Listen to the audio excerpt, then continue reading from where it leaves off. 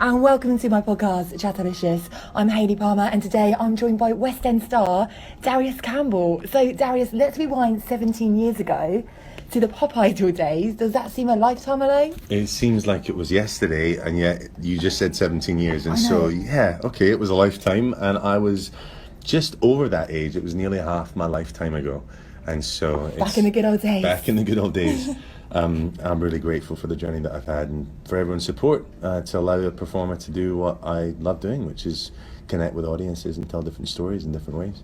Amazing. And what age did you know that you wanted to get into show business? Was it?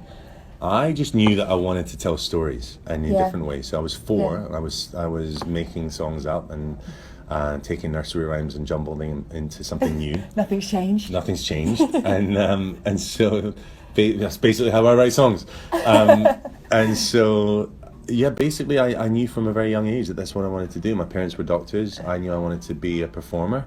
I said to my dad, "You make people healthy, I want to make them happy." I think I was about 5, and I really knew very clearly that's something that I was interested in. Yeah, me too. My mum was like, "You're going to be on the stage, off you go." There you You've go. got no choice. She's still wondering what's happened now, but never mind. We're doing radio.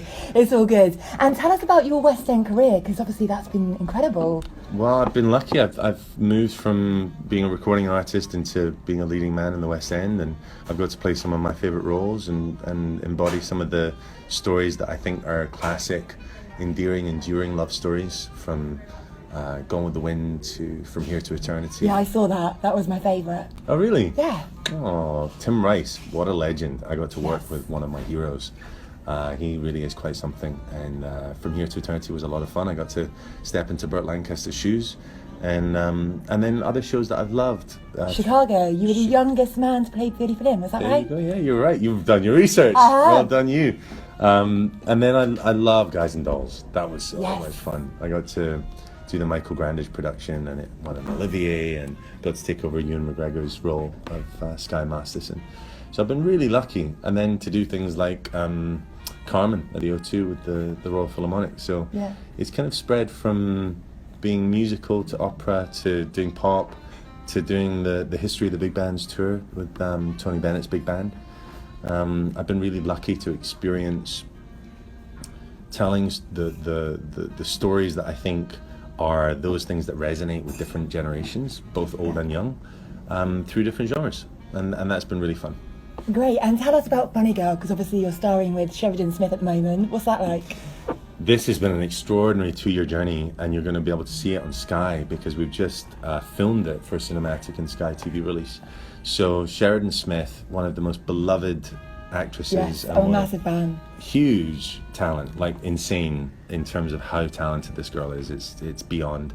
And there's a reason why she's one of the youngest OBEs for services to the arts in terms of her actress contributions to BAFTA winning and Olivier winning roles, and she is so special, and she's brought to life the Barbra Streisand role that was made famous 50 years ago in what was the most beloved romantic musical comedy of all time, Funny Girl, and I get to play the Omar Sharif role. So we've been doing it for 2 years, and really? it was a bestseller. We broke box office records at the Menier Chocolate Factory. We sold out 6 months in 45 minutes. We then broke box office records at the Savoy, and we've just finished the tour, and on Saturday just past we recorded it for cinematic and Sky TV release, so you'll get to see it on screens very soon. Great, we're going to look out for that one. So what does the future hold for you then, Mr. Campbell? Well, in typical fashion, in terms of being able to extend my imagination and think, well, what are the different ways of telling stories, whether it's a pop song like Colorblind, or whether it's an album, or whether it's... I remember that song. Do you like it? 15 years ago? 15 years ago, yeah. Number one. First number one. So whether it's being a recording artist or a musical artist or a producer of charitable events and of film, I just produced Daniel Radcliffe's last film, and I'm producing Mike Figgis' next film. He did Leaving Las Vegas with Nicolas Cage. So I'm working on a really cool thriller with him. And another couple of movies that I've got up my sleeve, one of which is the female Sherlock Holmes.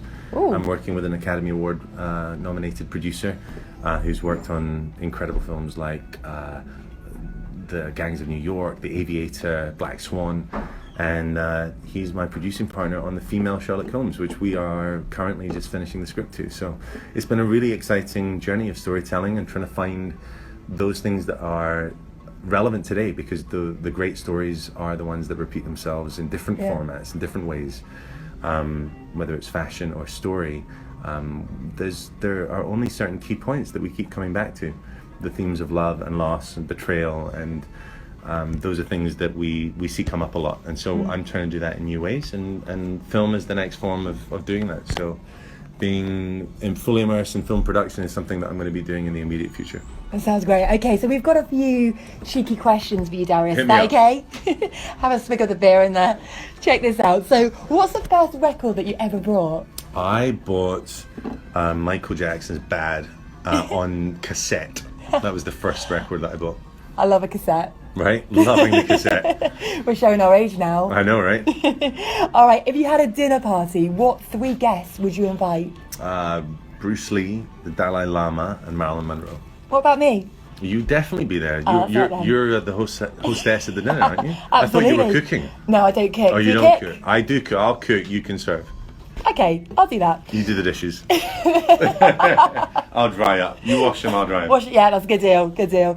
And if you were an actor or producer or a singer, sure. what would you be? In terms of what?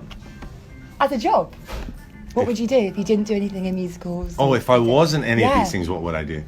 I would be a narrative strategist for companies that want to bring disruptive technology to the masses. So I've done that with a company that was a 3D printing company, and about 10 years ago, a friend of mine who's a double PhD in AI and robotics, and I brought the narrative to the company and to the story behind the company as to why this was important in the world. And that narrative was a narrative that a major company called Autodesk bought into. They not only bought into it, they bought into it in a really big way, and it exited for $100 million about 18 months ago. So I helped found something and build something that was really very special. And I realize now that that is something that I'd be doing for businesses in the event that I wasn't able to do what I was good at or known for up to this point. So taking something that perhaps it has a technological application and finding the story as to why that's important for our society. Those are the reasons why you find technologies that break through and then impact our lives in a big way. And I'd like to find a way of doing that in water, because my water charity, Fresh 2.0, is something that I've spent a lot of time focusing my attention on. And I want to be part of the solution that helps 4,000 children that are currently dying a day because of lack of access to clean water, by finding the ways of connecting the importance of clean water and the impact on the world and the environment that we're experiencing right now, and doing that in a way that's meaningful. So yeah, I would be involved in building businesses, I suppose, and finding the human stories behind why technology is important. Yeah, cool. And what's the worst job you've ever had? I was an assistant manager at a pizzeria that paid me too little and involved more cleaning of toilets than being an assistant manager. And the idea of being an assistant manager sounded really glamorous. Yeah, and name badge. I was a glorified cleaner at the age of 14, and they were taking advantage of the fact that I was tall and I had a fake ID. And You had a fake ID, I Darius? did. That's terrible. They thought I was 18, and Because you were tall, you got away with it. I got away with it. Yeah, I was like that. Always in the nightclubs underage. Right. That's another story. Anyway, quick fire round to finish. All right, are you ready for this? Hit me. So it's like staying in, going out. Done. Yeah? Staying in, going out? Staying in. Really? Absolutely. Getting old, Darius. No, Netflix and chill every time. Spicy or bland? Spicy. Digital or acoustic? Digital. Oh, you're quick at this. Summer or winter? Definitely summer. Naughty or nice? Naughty always. Selfie or group photo? Definitely a selfie group photo. A selfie group photo? I've What's got arms that? as long as a selfie You're probably stick. really good at selfies. So I can fit about 7 people into one camera. It's a great skill. Yeah, I've learned it on the There's Funny no Girl end to your tour. talents. Well, I don't know about that. It's actually really simple. You extend your arm as far as it goes. You angle the camera I towards need to learn you, this. and you angle it directly above you, and you get everyone stand in a group and look up, and you can fit about 7 people in really comfortably. Right, we need to try this. City or country? Country. Singing or acting? Singing. Music or play? Play. LA or London? LA. Yeah, Good choice. There you go. City And of he's off to Angels. LA tomorrow, just to really rub that one Just in. to rub it in, yeah. No, I'm heading off, but I'll be back soon. Amazing. And just before we go, Darius, how can we follow you on social media? At Darius Campbell on Twitter, and looking forward to being able to share stories about the upcoming adventures of everything that I'm doing, from the charity work that we're doing to some of the investment in new technologies that we're hoping will transform water filtration and improve batteries with a nanotech company in California, through to some of the movies that we're producing with A-list talent, and some of the musical projects that will involve me being able to not only release a new album but do so in a way that involves a movie. So all of that stuff on the horizon, and just trying to do things in the world that allow people not only to have a smile on their face but hopefully creates a cause for good, whether it be in the disruptive power of tech, or whether it's in water charity, or whether it's working for the Prince's Trust, or in cancer charities, which my parents were both affected by, and they're cancer survivors from stage 4 cancers that are now fully healthy and alive. So my time seems to be focused on those things, and anyone that wants to be kept up to date on what I'm doing, or wants to interact, or has an interest in any of these areas, contact me on Twitter at Darius Campbell. Brilliant. Well, thank you so much for joining us today. It's my pleasure. It's been an absolute pleasure. Thank you, Darius. Thank you, Hayley. Hello, and welcome to my podcast, Chatalicious.